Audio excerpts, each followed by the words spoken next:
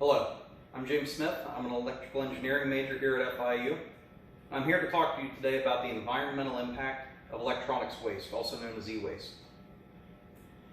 Imagine, if you would, you live next to a river, and that river is pitch black. If you drop a penny into that river, it will completely dissolve within a matter of a few hours because it is so acidic.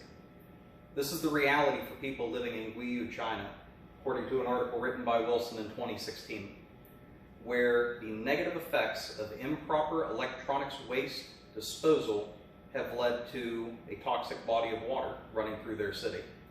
Electronics waste consists of things like printed circuit boards from your computers, hardware components of the smartphones that we all have in our pocket right now, and any other electrical components from appliances, toys, anything that we might use.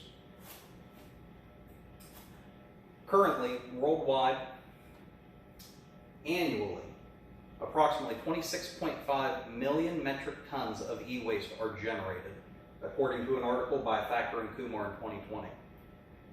Amongst those 26.5 million metric tons, the two leaders in the world are China and the United States. China produces approximately 7.2 million metric tons of e-waste annually, while the USA produces approximately 6.3 million metric tons of e-waste annually, according to Thacker and Kumar. There's a massive amount of e-waste going out into the environment, and it's having serious, harmful effects on the environment and subsequently on our health. There are dozens of heavy metals found within e-waste. I'm just going to talk to you about two of them here today, two of the ones that I found to be more harmful. First is lead. Lead can be absorbed into the atmosphere, can be carried on dust, can be absorbed into the groundwater and into the very soil that we plant our crops in and that we use for pastures for our livestock.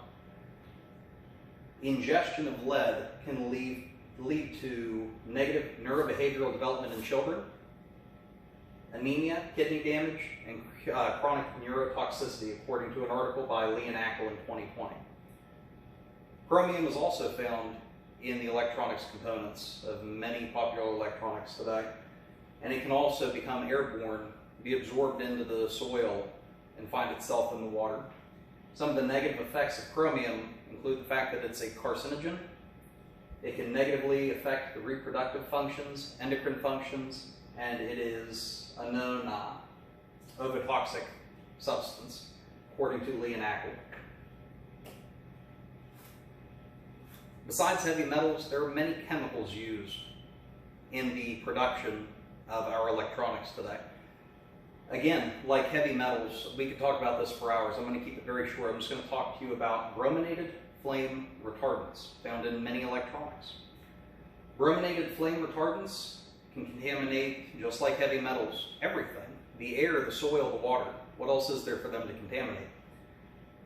These can have a serious impact on our health, causing things such as thyroid problems, impaired development of the nervous system, and other potentially deadly health effects.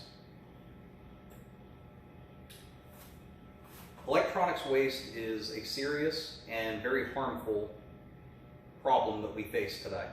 Up next is my colleague, Hannah Taylor. She's going to be talking to you about some of the ways that different countries are mitigating that risk and what we can do to not only improve it in the long term, but steps we can start taking right now to curb our e-waste production. Thank you very much for your time. I greatly appreciate it. If anybody's interested in checking out some of the reference material, here it is. I'll leave it up for a minute for you to copy it down. And if anybody has any questions, okay. Everybody have a great day. Thank you very much. And here's Hannah Taylor. Thank you.